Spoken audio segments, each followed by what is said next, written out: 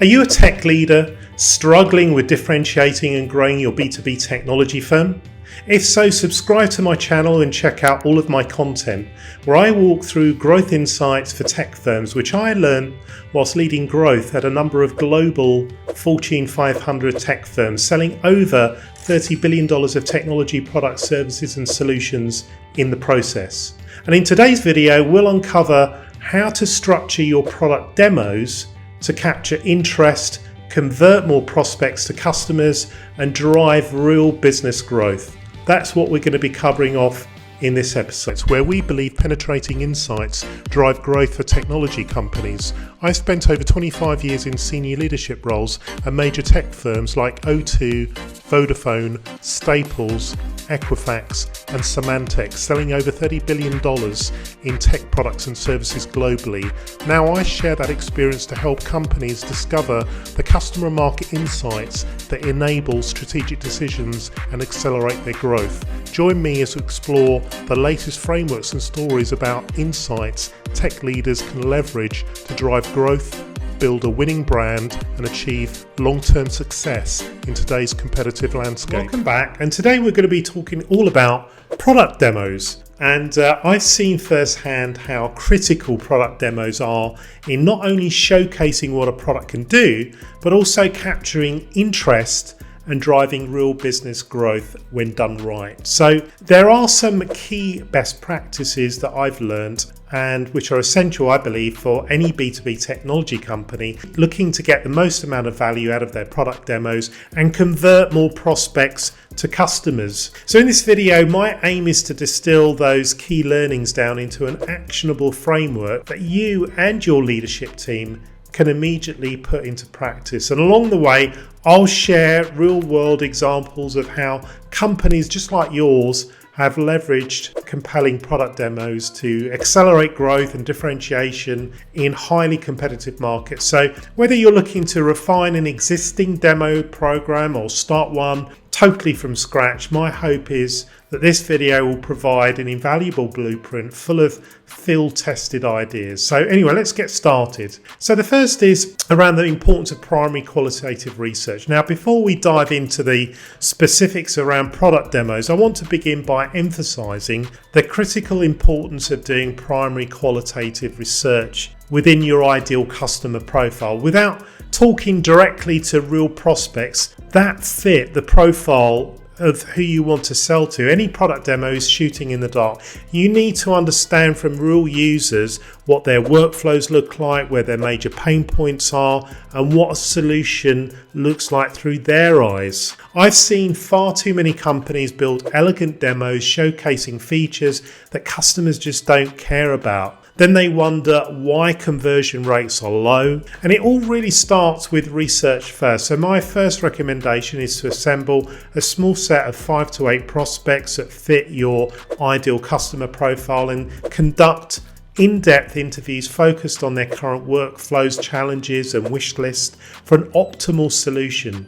And out of those conversations will emerge a clear picture of where your product demos need to focus and the true value that they can convey. So with that in mind, and in the importance of research in mind, let's look at some of the best proven practices for creating compelling product demos. So best practice number 1 is to lead with the core user workflow. Don't just get bogged down up front with generic product navigation that loses people's interest quickly. Instead, jump into showing the core daily workflow of the persona you would use, who would use your product day in and day out. Show how your product seamlessly fits into that workflow and delivers immediate time savings, efficiency gains or other tangible benefits. Help them visualize themselves completing critical tasks faster and easier thanks to your solution. Secondly, is to emphasize the moments. As you demonstrate the product workflow, deliberately highlight those moments where the user has this is so much better than what we have today reaction. And this calls out attention and how they can realise how much easier their work has become thanks to your product. Best practice number 3 is to quantify the customer ROI. While showing the elegant workflows is critical, you also need to explicitly connect those workflows to real customer value and ROI. Calculate the before and after difference in terms of time savings, revenue gains, risk reduction, or other tangible metrics the customer cares about, and then proactively demonstrate the ROI calculation so that the customer immediately sees it. Best practice number 4 is to illustrate real customer success stories. Reinforce the customer ROI with 2 to 3 concrete examples of customers, just like the prospect, who have achieved dramatic business impact with your solution. This makes the benefits far more tangible and real instead of hypothetical. Best practice number 5 is to highlight the risks of staying status quo. Finally, the contrast the world with your product against the ugly alternative of staying status quo. Paint a vivid picture of the growing costs, the mounting risks, the lost opportunities from not adopting your solution. Create a sense of urgency around the need for change. So let's look at some examples. And these are really, I feel, non-negotiables. So I want to illustrate these 5 with some examples of real-world companies who are doing this extremely well. So the first is, we'll call them Vendor A. It's a predictive sales analytics company. They're selling to mid-market SaaS firms, much like many of yours. When they first launched their product demos, they focused really heavily just on generic product navigation that just quickly lost prospects. Conversion rates struggled, so they went back.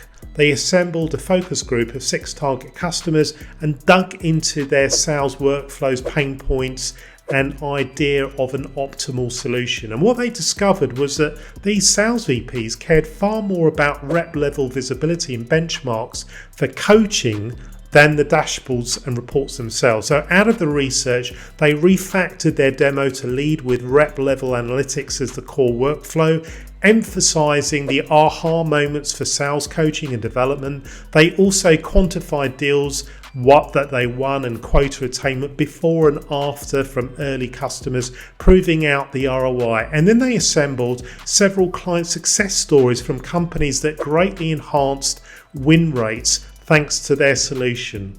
And the end result was that their refined demo immediately resonated with prospects and accelerated conversions by over 200% in just 3 months. Another example is Vendor B, a cloud costs optimization provider selling into Fortune 5000 IT organizations. And basically, much like the other company, they focused too much on generic navigation that quickly commoditized them. So they interviewed 7 targeted prospects on current cloud workflows with cost challenges and ideal solutions. And what they realized was that CIOs cared far more about hard dollar savings and budget impact than just features, and they re-architected their demo to jump into quantifying the cost savings opportunity from wasted cloud resources based on the prospect's own public cloud spending. And this led the prospect to instantly grasp the potential ROI. They then illustrated how easy it was for admins to right-size workflows across US, Azure and Google Cloud with their solution, and they wrapped their client with stories of companies saving millions in hard costs. This sharpened their focus, increased conversions by over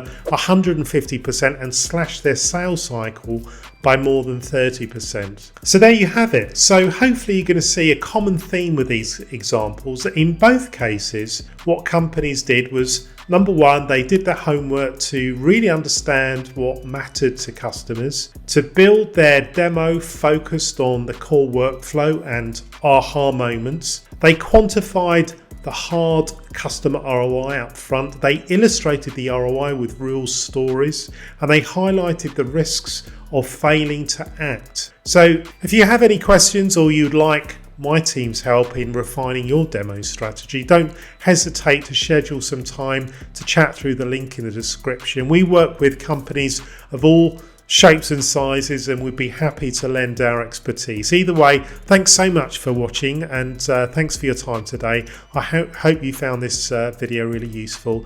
Best of luck executing some of the ideas here. All the best. Bye-bye.